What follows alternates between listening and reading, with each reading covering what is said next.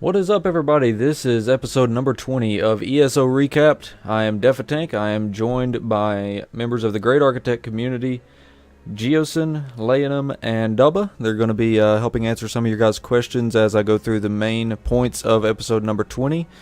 As always, guys, remember, if you have any kind of questions about the content that I cover in the episode, please feel free to ask those questions at the end of the main points, and I'll be happy to address them. So what we've got for tonight in episode number 20 is the 1.0.6 patch update. Also, I'm going to be continuing through the patch 1.1 notes that we got through about halfway last Saturday.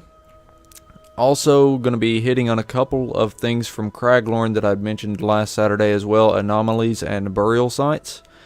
And then we're also going to be taking a look at the Road Ahead for Elder Scrolls Online and the AMA from Reddit. Those kind of go hand in hand with one another, and there's some really, really good information in there. So without further ado, let's go ahead and get started with patch 1.0.6 update. This was applied this past Tuesday.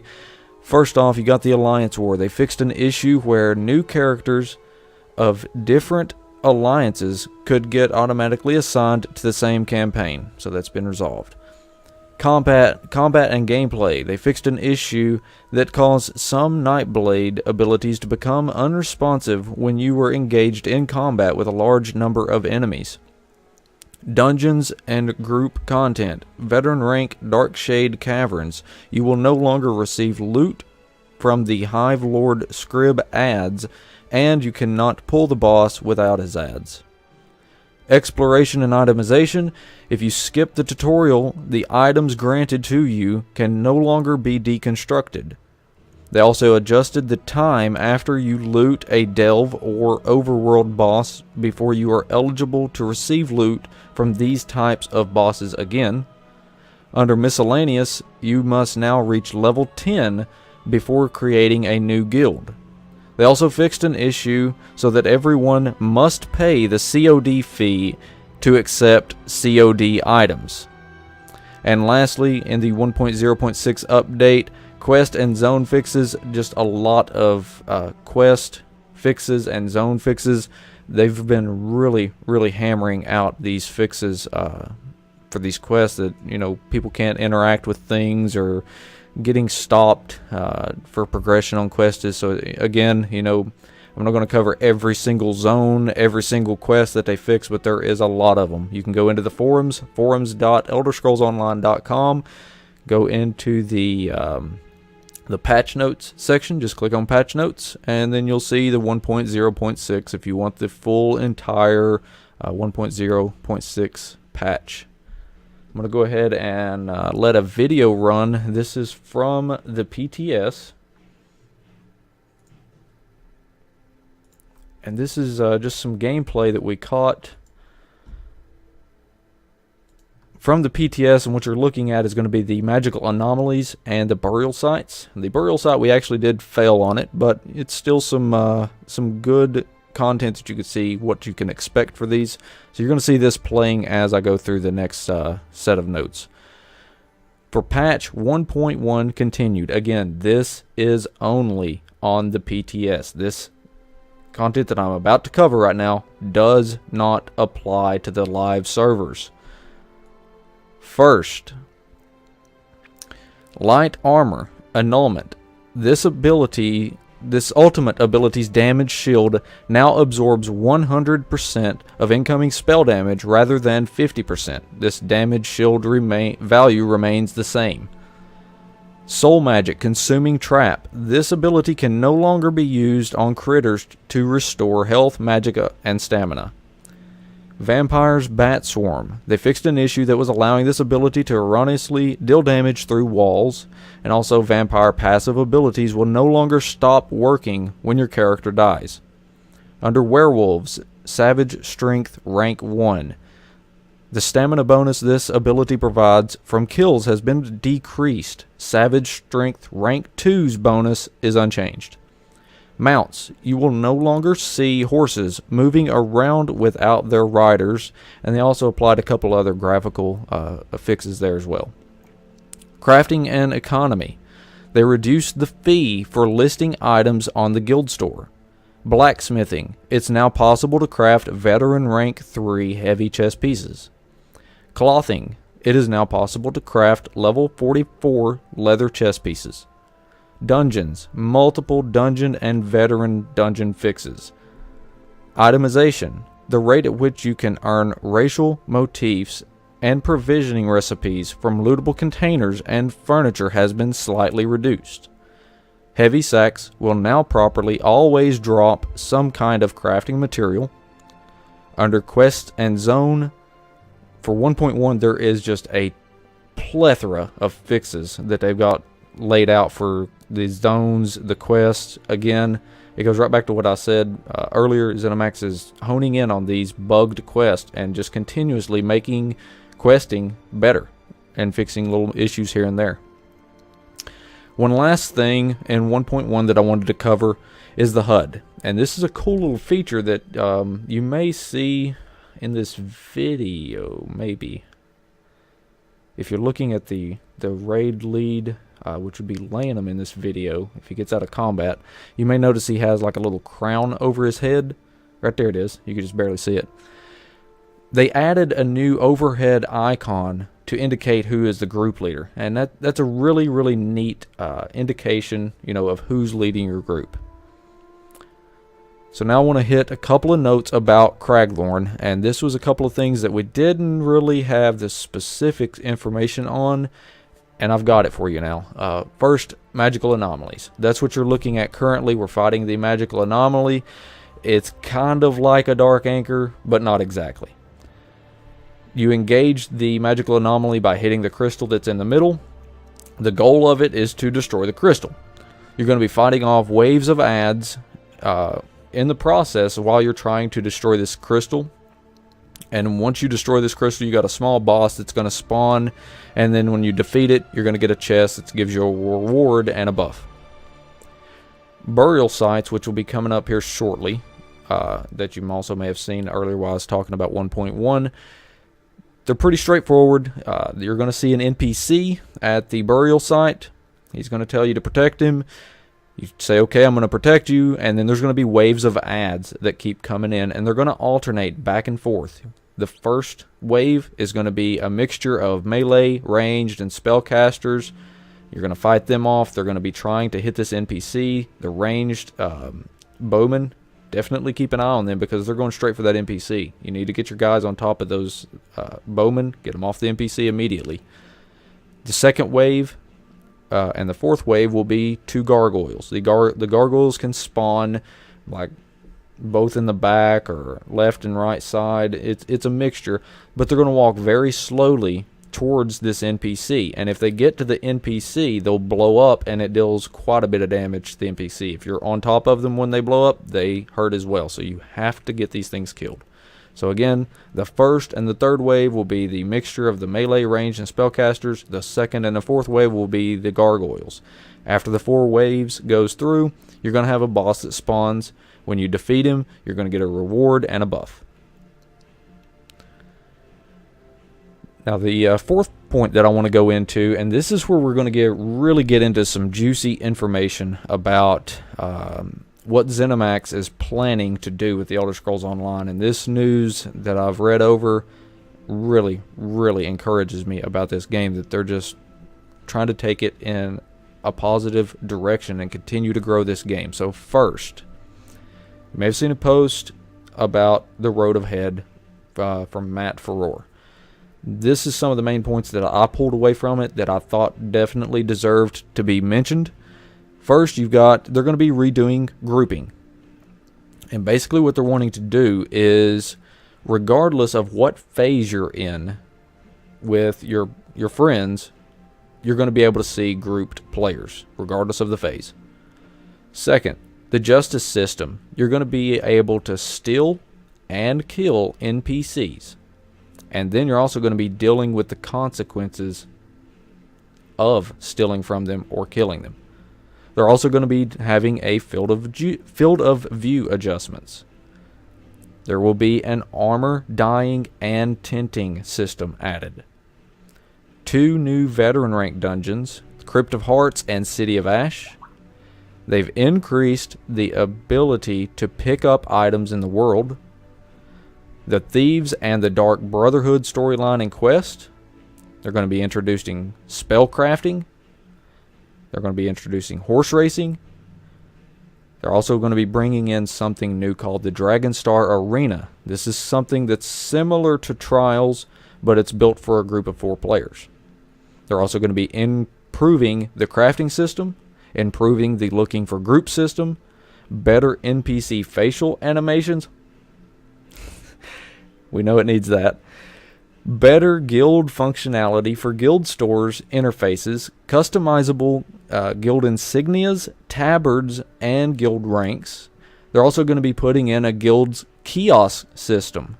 This is like a guild store that opens up to everyone that is available to the highest bidding guild. And I'm going to give some detailed information about that here in just a minute that comes from the AMA, so sit tight.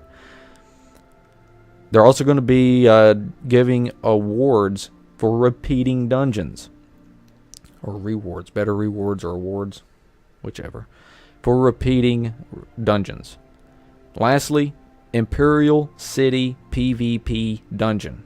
I have no clue what that means, but it sure as hell sounds cool. Now let's look at the AMA from Reddit. And this is where we really get the meat and potatoes, and I wanted to save the best for last. First, question. Any plans for having achievements mean something in the near future? ZeniMax replied back, they will unlock dies when the die system goes in. Great job. Second question. Are you aware of the demand for an option to toggle on and off chat bubbles? The response is yes. We have chat bubbles working internally, so we want to enable them soon, and testing will dictate which update they arrive in. So again, that's really cool that they're working and delivering the chat bubbles. If you don't want the chat bubbles, leave it toggled off. Next question. What are your future plans for selling items in-game to other players / how do guild kiosks work? First part of the answer that they've given is there is no plans for any more purchasable items right now. Character name changes will come at some point.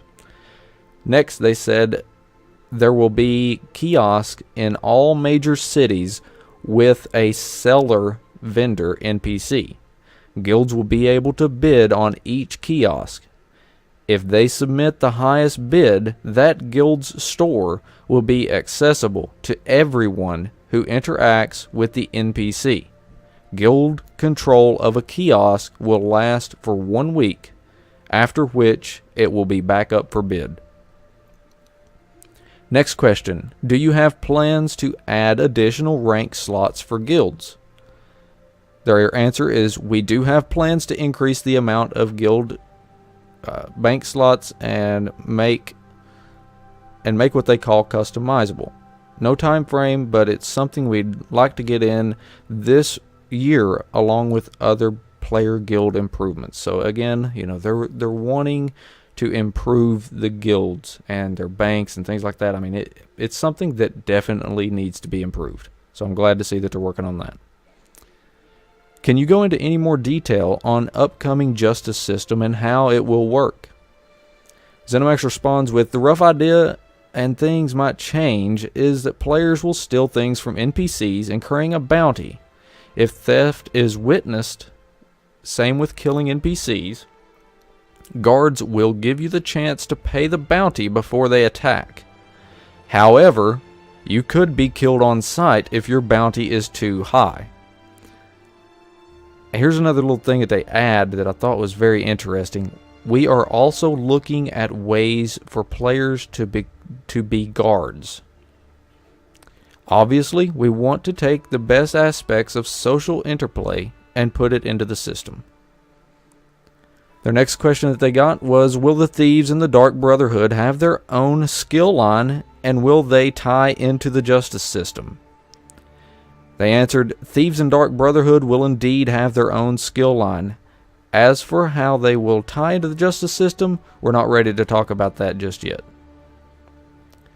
The next question, what about underwater exploration? They pretty much straightforward said underwater is not in the plans for any time soon. Next, what can you tell us about the plans for spellcrafting? In crafting spells, you'll be rediscovering the traditional Elder Scrolls schools of magic, alteration, destruction, etc. There are several new frost spells that can be learned via the upcoming spellcrafting system. Next one's about mounts. Can we please have Gwar mounts? Their answer is, we are definitely planning on this, but no promises on a timeline. What about player housing? Is it coming in the future? We really want to do player housing, but we want it to be done right. We do not have a time frame to share yet. So that it's in the plans to come. Next question. When we get to VR10, could you give us the option to have every zone scaled to VR10? They responded, this is something we are considering right now. We like the idea of playing at the difficulty level you choose. Next, about Dragon Knights. And the next couple of questions that I go over here is going to be focused about classes, so listen very closely to these. Dragon Knights, any news on a possible change / nerf for Standard of Might for Dragon Knights? They responded with, definitely aware of the issue. We don't have a specific details for you right now, but we are currently discussing several possible adjustments. Next is the Nightblade. Person asked, is there any plans to add more utility to the Nightblade class? The response is yes. For patch 1.2, we are looking especially at helping to add flexibility to builds with some buffs to the lesser used abilities. For the Nightblade, this includes abilities such as Master Assassin, Path of Darkness, Incapacitate, and more. I'm really looking forward to getting that patch over to everyone. I think you'll be really excited about the changes. Got about 3 or 4 more questions here, and then we'll wrap up the episode and take any kind of questions anybody has. So let's go ahead and get the last few of these little questions answered. We got, do you plan to add a level mentoring system to allow players to manually scale their level down to play on equal footing with their lower level friends? ZenMax responded, this is something we've been working on. We're evaluating it now and hope to have more info about it at some point in time soon. It's part of the overall quote, let players find each other more easily, end quotes, initiative. Here's something for the techie side for you guys, and I know it's been something that's been asked multiple times. May I ask about SLI support for NVIDIA graphic cards? Their answer is that should be available when the first major update is released, which is the one with Craglorn. Next, and I think everybody is asking this one, are you aware of vampire issues in AVA right now? They've got a 3-part answer here. First, yes, or yeah, we are aware of the issue, or the issues vampires in PvP. 1 bug fix and 2 balance changes are in the pipe and should get to you guys next week. Then the changes are: 1. Fixing a bug where multiple bat swarms can be stacked on the same vampire. 2. Reduce the movement speed bonus during mist form to 30%, which makes it equivalent to the boundless storm morph of lightning form. 3. Reduce the vampire's ability cost reduction to 7% per stage. And the last question I've got from the AMA that I wanted to put on the episode is, are you guys aware of the PvP infinite loading screens and small hangs when people join or leave groups? ZeniMax's response is, "We are aware of these small hitches and client issues when in larger groups and looking into fixing them as soon as we can." So that is episode number 20, guys. Lots and lots of information out there. I've tried my best to keep the episode fairly short. We're about 22 minutes or so. But as always, anybody that's in the Twitch stream right now watching, looks like we got a pretty good little crowd watching us right now. If you guys have any questions in the Twitch stream, please go ahead and ask them now. Anything about what I just covered in episode number 20, I will be glad to answer them. And I do have something that I want to go ahead and get promoted out there as well. I've mentioned it on the Facebook page earlier. I've been trying my best to get it out there, for the people that's tuning into the stream. And it is in regards to a giveaway that I'm going to be doing, however regularly it occurs. But if you've been following my stream at any point in time, I've been talking about giving away ESO Gametime subscription cards. And that time has pretty much come now. I've been getting a lot of support through the stream, through donations, and just people following, things like that, tuning in. What I've got to give away, we just hit tonight the 12th Gametime subscription card, guys. I have 12 2-month ESO Gametime subscription cards that are ready to be given out.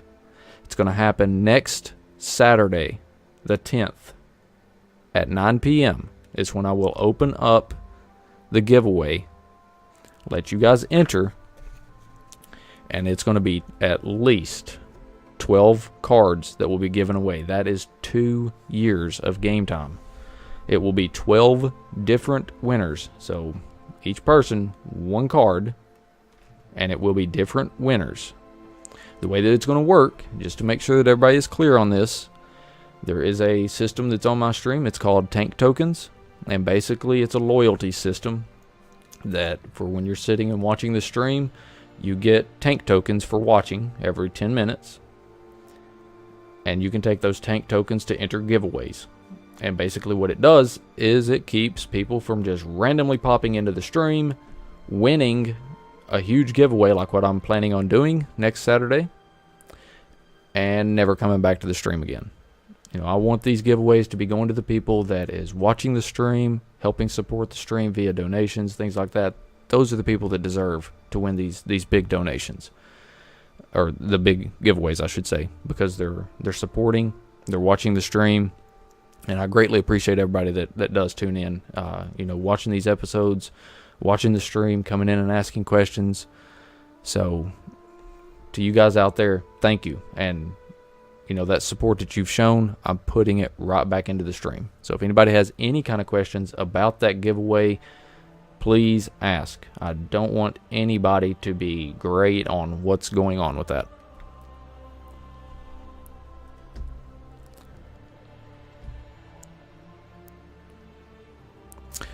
Jay Collier is asking, Def, this doesn't directly pertain to any addressed questions, but do you, in your opinion, hope to see an arena system, 2v2, 3v3, etc.? Absolutely. I've submitted some feedback about trying to get an arena into the game, and I think that it does need to be there. Even some 1v1 stuff. If I'm not mistaken, I think something like that got spoke about. Panel, do you guys remember anything about that? No. The only thing mentioned was that they didn't have anything in plans right now. Okay. And that wasn't during the AMA. That was just last time somebody had asked. I think it was about a month ago.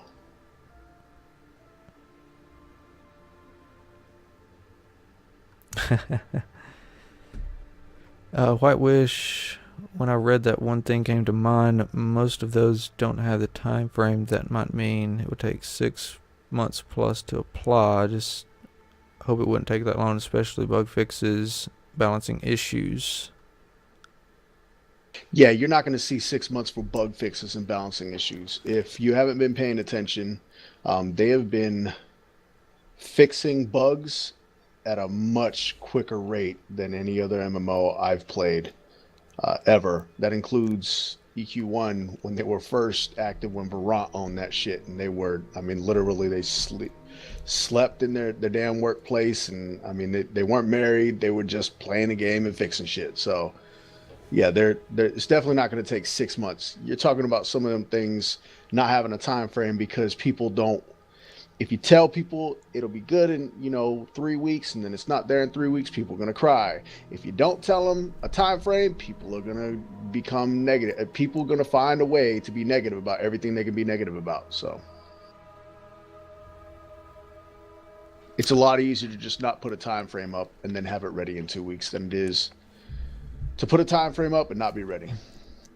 Lando Moonrazer is coming in with a question about the spellcrafting system. He says, will that be part of the enchanting, or is this is this a new crafting system to jewelry making? It appears that it's going to be a brand new system that they're bringing in, not tying it to anything.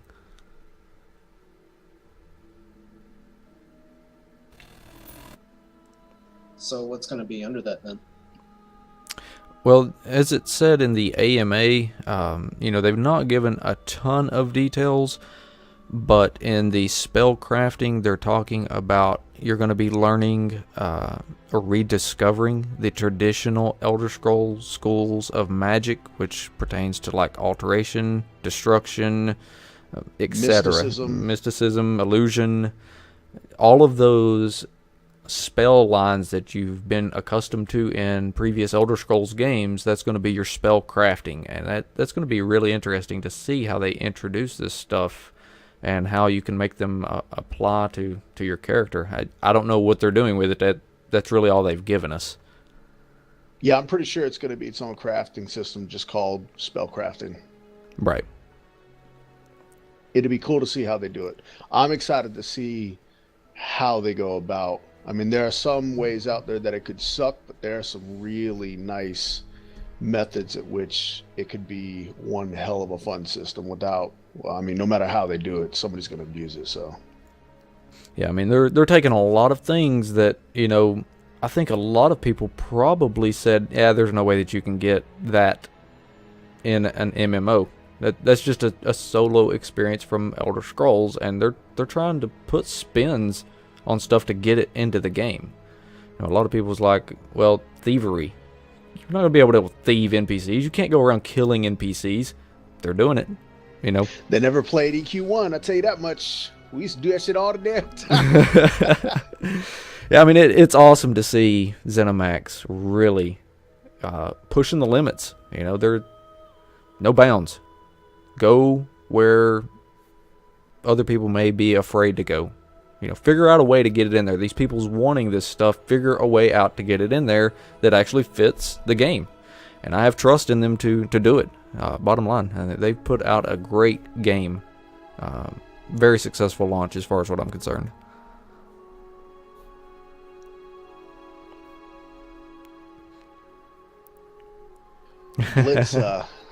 Blitz needs to get kicked in his tank tokens.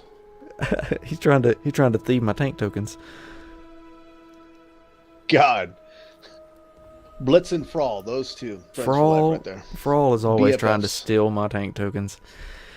All right, guys. It looks like that may be winding down to the questions. So let's go ahead and get everything wrapped up with episode number 20, so we can get that uploaded for everybody to view. I very much appreciate everybody tuning out for the live stream tonight. Hopefully this information, is useful to everybody if you hadn't heard it yet. Sit tight. I'm going to bring the stream back up momentarily. I'm going to be working on doing some leveling tonight. Try to get to Veteran Rank 1, maybe. Who knows?